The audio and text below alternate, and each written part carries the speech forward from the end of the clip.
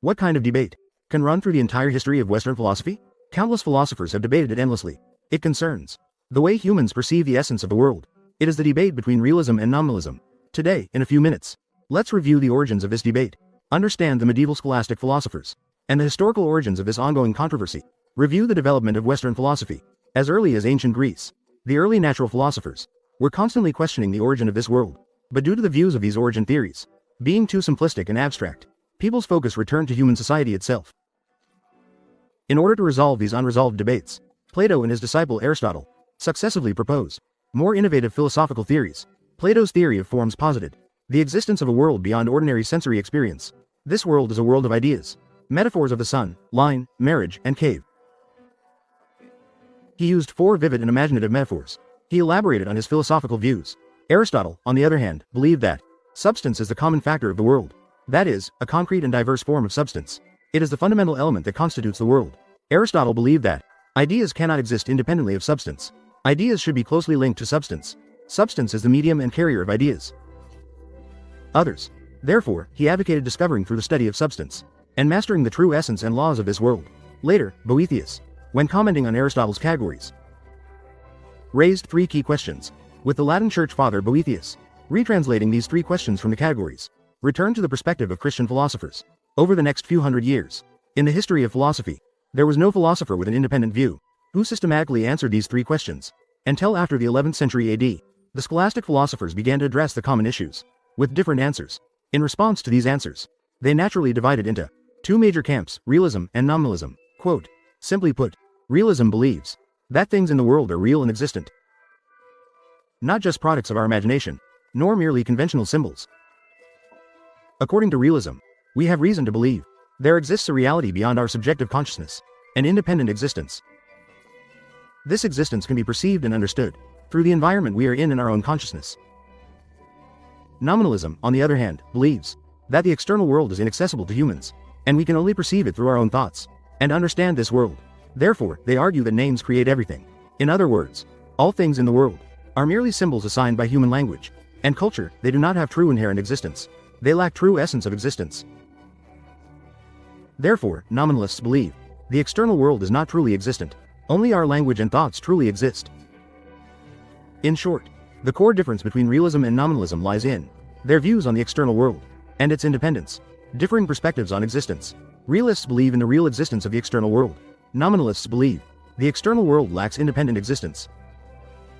On the surface, their differences are purely philosophical propositions, but in medieval Europe, the debate over universals actually involved fundamental beliefs of Christianity and even the authority of the Roman Catholic Church.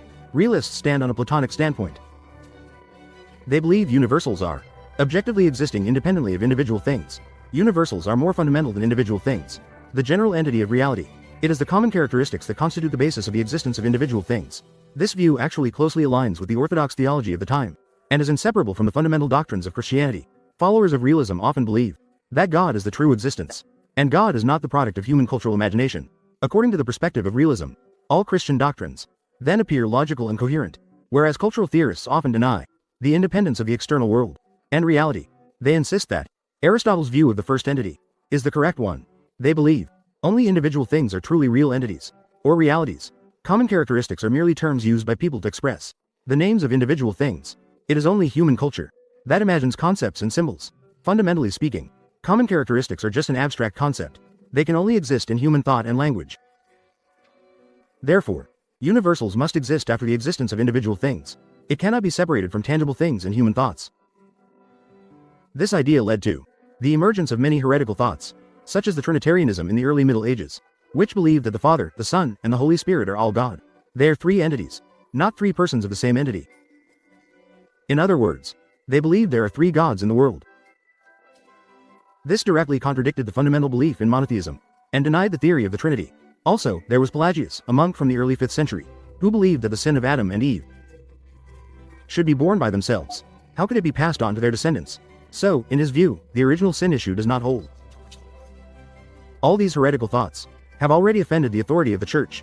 Therefore, nominalism in medieval philosophy was often suppressed. The viewpoint of realism, because of its defense of religious beliefs, became the mainstream philosophical thought of the time. In the previous video content, we mentioned before Anselm, the first philosopher in England, Anselm was an extreme realist.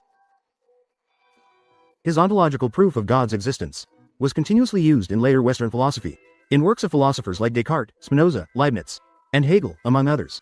His influence can be seen, while Hume, Kant, Russell, and other philosophers have strongly criticized him. In the social structure of the Middle Ages, the dispute escalated from mere philosophical discussion to the opposition between orthodoxy and heresy. In fact, between realism and nominalism, it is not an absolute opposition. With the development of science, we can see the viewpoint of realism has already received more empirical support. Friends, see, in natural science, in fact, humans have already mastered a large amount of objective truth. In the eyes of many, once the criterion of science is involved, it seems like the dispute between the two sides should end here. In fact, nominalism still plays an important role in linguistic research. Still plays an important role. Overall, realism emphasizes more the existence of reason in the external objective world, but they tend to overlook the subjectivity of the individual and their own inner experiences. Nominalism, on the other hand, emphasizes language, symbols, and culture, the fundamental impact on our understanding of the world, but it tends to overlook the existence of the external objective world and human consciousness itself. These two philosophical viewpoints are like the two eyes of a person. They complement and influence each other, helping us understand this world. There is absolutely no one who is redundant, nor does there exist a definitive right or wrong answer. Next time, let's learn together Anselm's ontological proof of God's existence.